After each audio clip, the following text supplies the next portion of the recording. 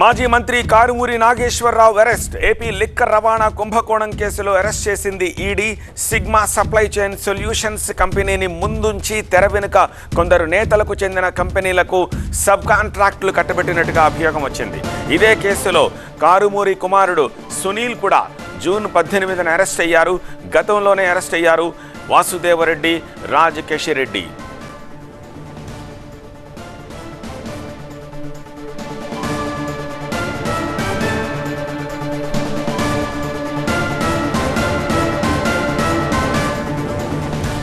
YCP ప్రభుత్వ హయాంలో మద్యం రవాణా టెండర్ ప్రక్రియలో అవకతవకలకు సంబంధించిన కేసు ఇది.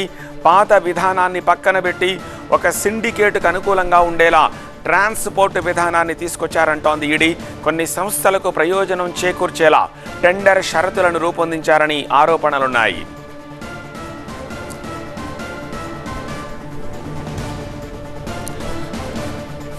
ఒక్కొక్క లిక్కర్ కార్టన్ తరలింపు కోసం ₹19.68 తీసుకోవాల్సి ఉండగా దానిని ₹35.57 పెంచారు అన్నది అభియోగం.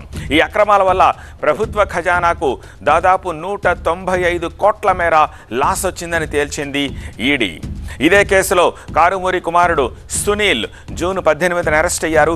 గతంలోనే వాసుదేవరెడ్డి, రాజ్ కేశిరెడ్డి కూడా అరెస్ట్ అయిన విషయం తెలిసిందే.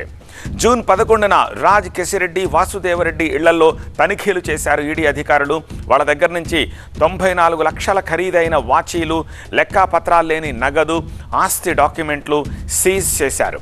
ఆ తర్వాత ఇద్దరిని అరెస్ట్ చేశారు. అంతకుముందు రోజు అంటే 10వ తేదీన హైదరాబాద్లోని కారుమూరి సునీల్ నివాసంలో ఈడీ తనిఖీ చేసింది. ఆ తర్వాత జూన్ 18న కారుమూరి కుమారుణ్ణి ఈడీ అరెస్ట్ చేసింది.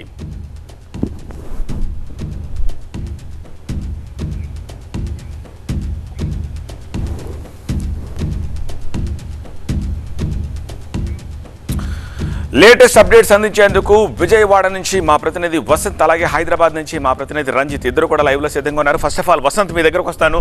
సో కారుమూరి అరెస్టుకు సంబంధించి, కేసుకు సంబంధించిన డీటెయిల్స్ ఏమిటి? సో లిక్కర్ ట్రాన్స్పోర్ట్ టెండర్ల స్కామ్లో అక్రమాలు జరిగాయనేది ప్రధానమైనటువంటి ఆరోపణ.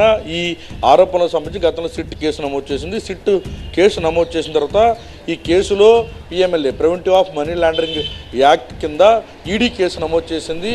ఏవైతే లిక్కర్ ట్రాన్స్పోర్ట్ టెండర్లకు సంబంధించినటువంటి అంశంలో ఎగ్జిస్టింగ్గా ఉన్నటువంటి సంస్థలను తప్పించి కొటేషన్స్ మార్చి, అంటే ఇప్పటికే లిక్కర్ ట్రాన్స్పోర్ట్కి గతంలో ఏదైతే ఒక ధర్నా నిర్ణయం చేశారో దాన్ని రెట్టింపు చేసి అనుకూలంగా ఉన్నటువంటి సంస్థలను ఇందులోకి ఇన్వాల్వ్ చేసి వాటిని సబ్ కాంట్రాక్టులు పొందారనేది ప్రధానమైనటువంటి ఆరోపణ. అందులో ఢిల్లీ బేస్డ్గా పనిచేస్తున్నటువంటి సిగ్మా సొల్యూషన్స్ అనేటువంటి ఒక సంస్థతో పాటుగా ప్రసాద్ ట్రాన్స్పోర్ట్ అనే సంస్థలు తమకు అనుకూలమైనటువంటి సంస్థలను పెట్టారు. జిల్లా స్థాయిలో ఈ ట్రాన్స్పోర్ట్ టెండర్లకు సంబంధించి ధరలు పెంచి ట్రాన్స్పోర్టేషన్కి సంబంధించినటువంటి సబ్ కాంట్రాక్టులు పొందారనేది ప్రధానమైనటువంటి ఆరోపణ. ఈ కేసులో ఇప్పటికే ఈడీ దాదాపు 5గురికి సంబంధించినటువంటి ఇళ్లలో గత 2 నెలల క్రితం సోదాలు చేసింది. అయితే ప్రస్తుతం లిక్కర్ ట్రాన్స్పోర్ట్, లిక్కర్ స్కామ్ కేసులు రెండు రిలేటెడ్గా ఉండడంతో సిట్ కూడా ఈ కేసును విచారిస్తోంది. ఇప్పటికీ ఈ కేసులో పీటీ వారెంట్ పైన కారుమూరి నాగేశ్వర కుమారుణ్ణి కూడా అరెస్ట్ చేసింది. ఈ కేసులో పీటీ వారెంట్ తగిలింది. ఆయన రాజమండ్రి, హైదరాబాద్ చంచల్గూడ జైల్లో రిమాండ్ ఖైదీగా ఉన్నారు. ఇక ఈ కేసులో ప్రధానంగా తన కోడలికి సంబంధించినటువంటి పేరును కూడా సిట్ అధికారులు నమోదు చేశారు. అయితే ఒకవైపు ఈడీ కేసు, మరోవైపు సిట్ కూడా ఈ కేసు నమోదు చేసినటువంటి నేపథ్యంలో ట్రాన్స్పోర్ట్ టెండర్లకు సంబంధించి అక్రమాల వెనక వీరి పాత్ర కీలకంగా ఉంది అనేది ప్రధానమైనటువంటి ఆరోపణ. మొత్తం 190 కోట్ల రూపాయలకు పైగా మనీ లాండరింగ్ ద్వారా కొల్లగొట్టారు అనేది ఈడీ ఆరోపిస్తూ ఉంది. ప్రస్తుతం కొన్ని షెల్ కంపెనీల ద్వారా ఈ నిధుల మొత్తాన్ని మళ్లించారు, ప్రభుత్వ ఆదాయానికి గండి కొట్టారు, ప్రభుత్వ ఖజానాకు పూర్తిగా నష్టం వాటిల్లేలా చేశారనేది ప్రధానమైనటువంటి ఆరోపణ. లిక్కర్ ట్రాన్స్పోర్ట్ టెండర్ల వెనక మొత్తం రాజ్ కేశిరెడ్డితో పాటుగా వాసుదేవరెడ్డి, అలాగే ఇటు కారుమూరి నాగేశ్వరరావు, కారుమూరి సునీల్తో పాటుగా కారుమూరికి సంబంధించినటువంటి సునీల్ భార్య కీర్తి పేరును కూడా గతంలో నిందితురాలుగా ఇటు సిట్ అధికారులు చేర్చారు. అయితే ఇక విజయ నరసింహారెడ్డి అనేటువంటి ఒక వ్యక్తికి సంబంధించి అతన్ని కూడా ప్రస్తుతం ఈ కేసులో నిందితుడిగా చేర్చినట్టుగా తెలుస్తుంది. అయితే విజయ నరసింహారెడ్డి లిక్కర్ ట్రాన్స్పోర్ట్ టెండర్లో సిట్ ఎప్పుడైతే కేసు నమోదు చేసిందో అప్పటి నుంచి చేసి పరారీలో ఉన్నాడు.